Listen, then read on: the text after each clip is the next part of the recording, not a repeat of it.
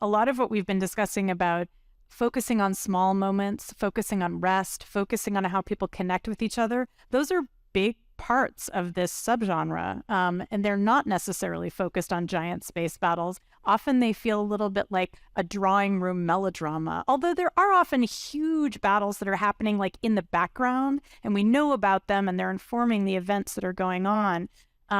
But that is part of admitting that the future might be okay, is acknowledging that actually these small moments in our lives really do matter. You know, the moment when you like win the big case or write the big book or like win the battle, yeah, those are great moments. But actually the stuff that you remember, like that's going to the beach with your friends when you just like said, fuck work for the day, we're going to get high on the beach. Like that's just as memorable and just as important. And I think that this fits into our final thing that I want to talk about, which is ambient queerness in fiction, which is also part of cozy fiction. And it's also part of imagining a more balanced future. So let's talk about it. For me, I mean, it's so very simple. Coming at this as a queer woman, I don't know why I would write a future that didn't have people like me and mine in it. And I think that regardless of which series I'm talking about, because I've done this in all of these, having a future in which you don't have to come out, you don't have to struggle with knowing your place, finding your niche, understanding who you are, being accepted. People are never in danger for who they love, how they present, how they live their lives. And even though bad things happen in my books, it's not going to be that. And the reason for that is because I want queer readers to be able to pick up my work and know that I am not going to hurt them in that way. The real world hurts us enough in that way.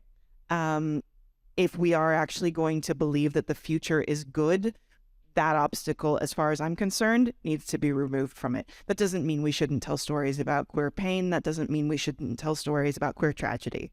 But in my work, for my part, what I find to be the most powerful thing I can do when I am scared, when I am hurting, is to write a world in which that kind of hurt doesn't exist anymore. And it's not hard to do. I think we've both proven that in our stuff, that you can just exist as you are, and it doesn't have to be as difficult as it is.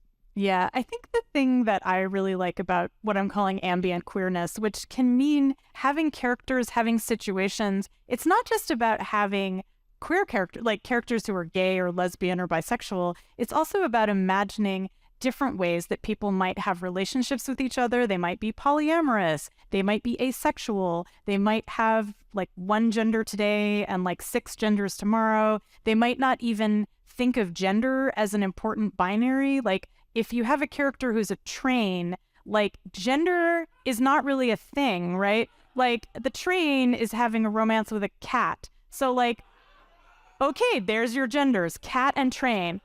And then, of course, you know, now you know where the cat bus comes from in My Neighbor Totoro. That is, I did that, okay? I did that for you. So it's about imagining like radical new forms of otherness that aren't demonized, that are just like fun and cozy. And that's been baked into science fiction from the jump. If you are talking about a genre in which we have aliens, we have robots, we have sentient trains, and these are all par for the course, it just becomes ridiculous that you wouldn't have all these different structures of these social structures of gender, family, sex, all the rest of it. It's part and parcel of this style of storytelling, and so it lends itself very naturally to just being a place where you can explore all these things and make it as easy as pie. That's one of the things I love about it so much. Yeah.